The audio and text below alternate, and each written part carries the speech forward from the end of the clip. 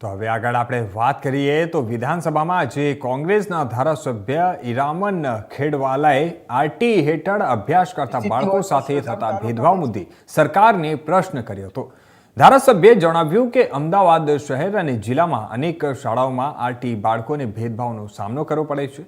તેમણે આક્ષેપ કર્યો કે કેટલીક શાળાઓ આરટી બાળકોને કેન્ટીનમાં જવા દેતી નથી, રમતગમત પ્રવૃત્તિમાં જોડાવા દેતી નથી, તેમજ ઇતર સાંસ્કૃતિક પ્રવૃત્તિઓમાં પણ ભાગ લેવા પણ અટકાવે છે।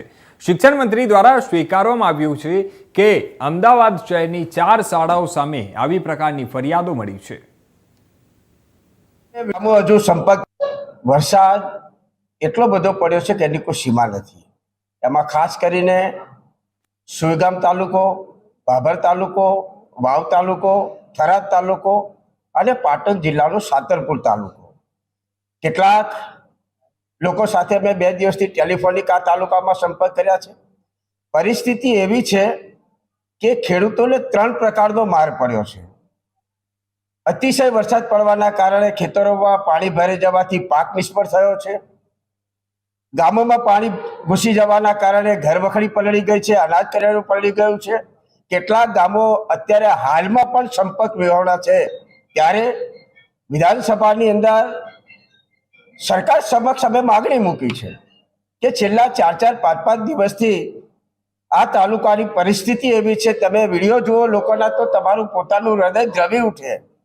મીડિયા પણ વારંવાર ટીવી મીડિયાના માધ્યમથી ત્યાંના દ્રશ્યો પણ લાઈવ કરી રહી છે। ત્યારે ગઈકાલે પણ પ્રશ્નોત્તરી દરમિયાન મેં પ્રશ્ન ઉપસ્થિત કર્યો હતો, ત્યારે એવું કહેવામાં આવ્યું કે સ્કોપ બારનો પ્રશ્ન છે। માન્ય મંત્રીશ્રી ગામો હજુ સંપર્ક વિહોણા છે। 5-5, 6-6 ફૂટ ગામોમાં પાણી ભરાઈ ગયા છે।